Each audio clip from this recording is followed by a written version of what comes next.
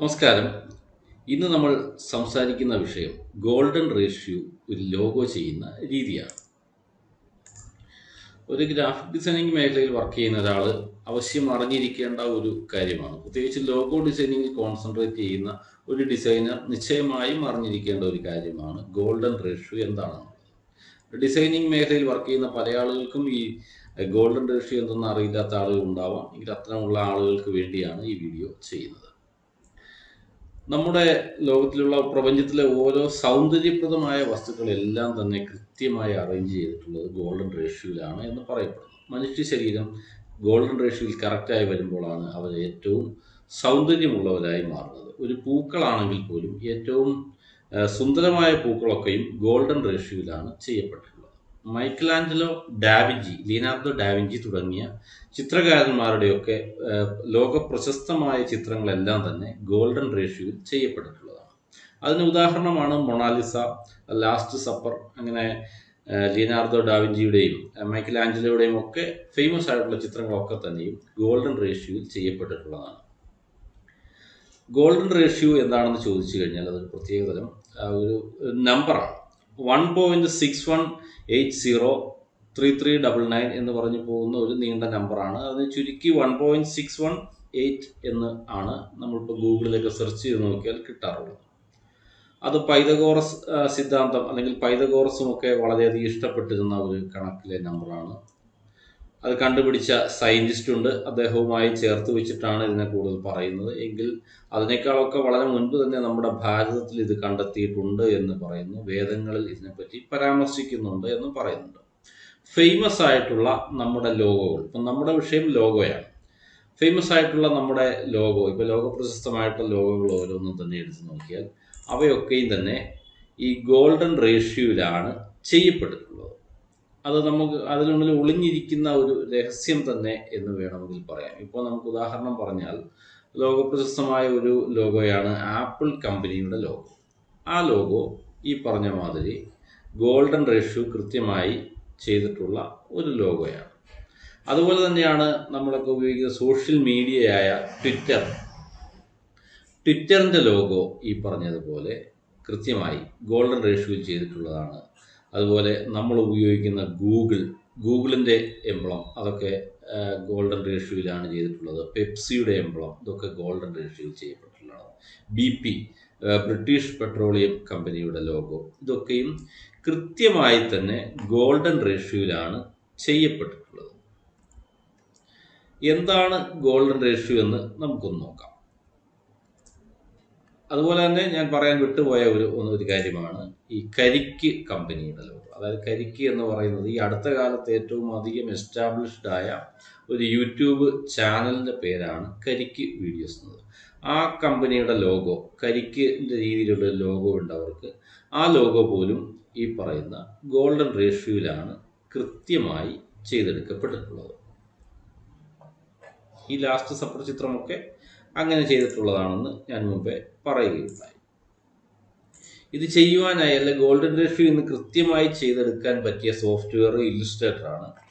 പിന്നീട് കോറൽ ഡ്രോയിലും ഒക്കെ ചെയ്യാം. പക്ഷെ നമുക്കിപ്പോൾ ഈ വീഡിയോ ചെയ്യുന്നത് ഫോട്ടോഷോപ്പ് പഠിക്കുന്ന ആളുകൾക്ക് വേണ്ടി ആയതുകൊണ്ട് ഫോട്ടോഷോപ്പിൽ തന്നെ എങ്ങനെ ചെയ്യാമെന്നുള്ള ഒരു ചെറിയ കാര്യമാണ് ഇവിടെ പറയുന്നത്.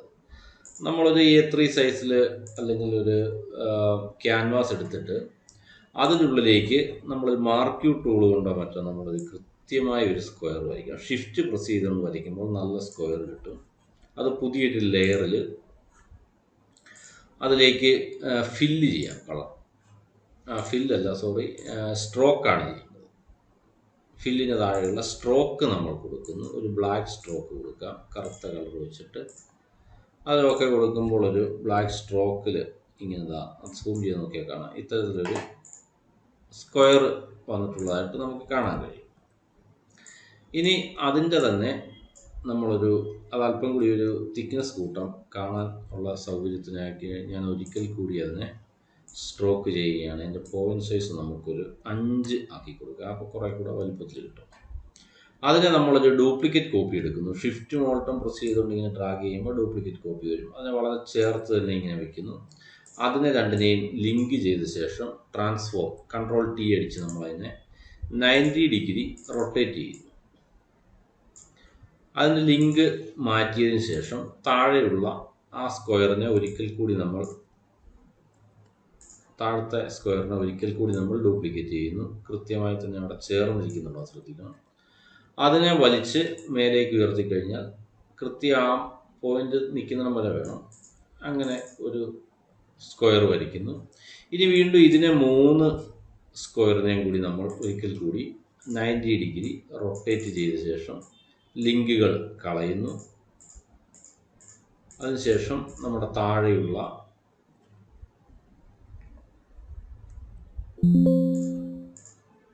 താഴത്തെ സ്ക്വയറിൻ്റെ ഡ്യൂപ്ലിക്കേറ്റ് എടുക്കുന്നു. അതിനെ നമ്മൾ മേലേക്ക് ഉയർത്തി അതിൻ്റെ സമാനമായ സ്ഥലത്ത് കൊണ്ട് നിർത്തുന്നു. ഇതിനെ 3 കൂടി, അല്ലെങ്കിൽ ഇതിനെ 3 അല്ല 4 ഉണ്ട്. 4 കൂടി ഞാൻ ഈ പേപ്പറിൽ നിൽക്കാനായിട്ട് അല്പം ചെറുതാക്കുകയാണ്. അതിനുശേഷം വീണ്ടും ഇതിനെ നമ്മൾ റൊട്ടേറ്റ് ചെയ്യുന്നു 90 ഡിഗ്രി വരെ. എന്നിട്ട് അതിൽ ഏറ്റവും താഴെ ഭാഗത്തുള്ള ആ സ്ക്വയറിനെ വീണ്ടും നമ്മൾ ഡ്യൂപ്ലിക്കേറ്റ് ചെയ്യുന്നു. അതിനെ ഡ്രാഗ് ചെയ്ത് മേലേക്ക് കൊണ്ടുവന്നാൽ ഒരു സ്ക്വയർ കൂടി നമുക്ക് കിട്ടും. 1 2 3 4 5 സ്ക്വയർ വരെ ആയിട്ടുണ്ട്. ഇതിനെ നമ്മൾ വീണ്ടും 90 ഡിഗ്രി റൊട്ടേറ്റ് ചെയ്യണം.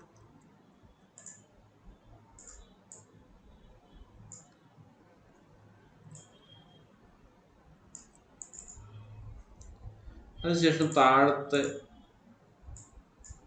ഉള്ള ആ സ്ക്വയറിനെ വീണ്ടും നമ്മൾ ഡ്യൂപ്ലിക്കേറ്റ് ചെയ്യുന്നു.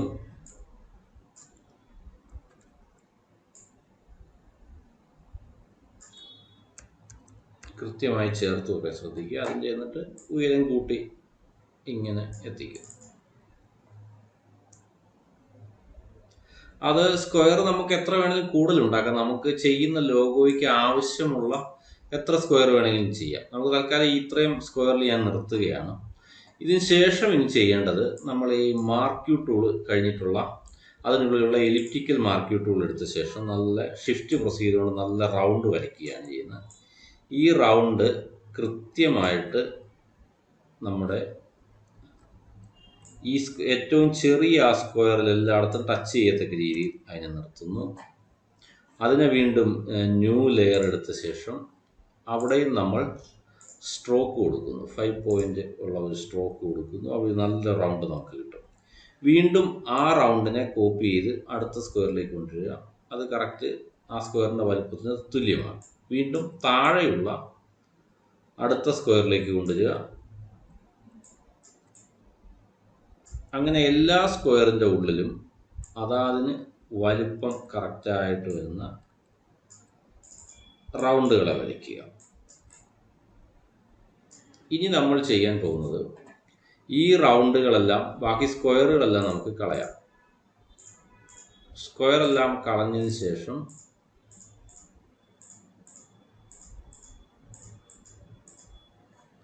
ഈ റൗണ്ടിനെ മാത്രം ഉപയോഗിച്ചുകൊണ്ട് ആണ് ലോഗോ ഡിസൈൻ ചെയ്യേണ്ടത് എന്നുള്ളതാണ്. ഇവിടെ ഒരു സ്ക്വയർ പോകാനുണ്ട്.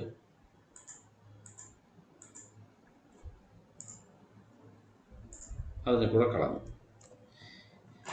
ഈ ലോഗോ എല്ലാം ഈ റൗണ്ടുകളെല്ലാം തന്നെ മധ്യഭാഗത്തേക്ക് കൊണ്ടുവന്നു കഴിഞ്ഞാൽ, അല്ലെങ്കിൽ ഒരു സെൻട്രൽ അലൈൻമെൻറ്റിലേക്ക് കൊണ്ടുവന്നു കഴിഞ്ഞാൽ ഇതെല്ലാം കൃത്യമായിട്ട് ഒന്നിനു മേലെ ഒന്നായി തന്നെ വന്നുകൊണ്ടിരിക്കുക. ഇങ്ങനത്തെ ഒരു റൗണ്ടുകൾ നമുക്ക് കിട്ടും. ഈ റൗണ്ടുകൾ എന്നിട്ട് ഉപയോഗിച്ചിട്ടാണ് ഈ പറയുന്ന ഗോൾഡൻ റേഷ്യോയിലുള്ള ലോഗോകളൊക്കെയും തന്നെ ചെയ്യുന്നത്. ഇപ്പം നമ്മുടെ പ്രശസ്തമായ ലോഗോകളൊക്കെ എടുത്ത് നോക്കിയാൽ, ഇപ്പോൾ ആപ്പിളിൻ്റെ ലോഗോ തന്നെ വേണമെങ്കിൽ നമുക്ക് എടുത്ത് നോക്കാം.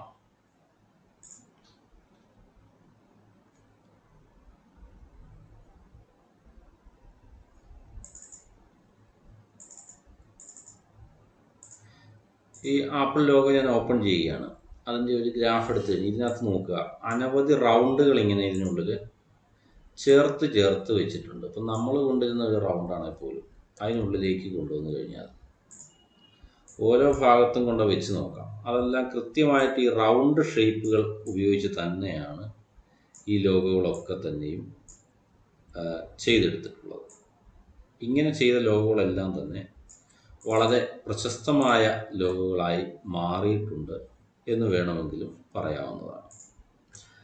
അപ്പോൾ ഇത്തരം കാര്യങ്ങൾ, ഇതിനെപ്പറ്റി കൂടുതലായി ഒരു വീഡിയോയും കൂടെ ഇതിന് പിന്നാലെ ചെയ്യാം.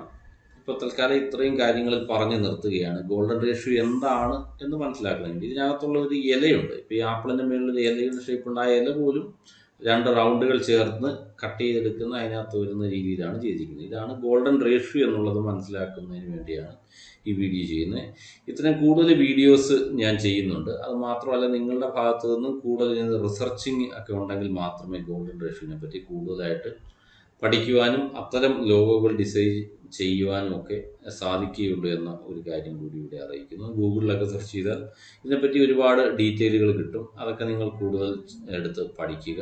അങ്ങനെ ലോഗോ ഡിസൈൻ ചെയ്യുമ്പോൾ ആ രീതിയിൽ ചെയ്യാൻ ശ്രമിക്കുക. അത് നല്ല ഹൈ ക്വാളിറ്റിയിൽ ചെയ്യേണ്ട ലോഗോ ഡിസൈനിങ് വരുമ്പോൾ മാത്രമാണ് ഇത്തരം രീതി ഉപയോഗിക്കേണ്ടത്. അല്ലാതെ സാധാരണ രീതിയിലുള്ള എല്ലാ ലോഗോയ്ക്കും ഇതൊന്നും ഉപയോഗിക്കണമെന്ന് നിർബന്ധമില്ല. ഇനി കൂടുതൽ കാര്യങ്ങൾ അടുത്ത് വരുന്ന വീഡിയോകളിലൊക്കെ ചെയ്യാമെന്ന് അറിയിക്കുന്നു. എല്ലാവർക്കും നന്ദി. Thank you for watching.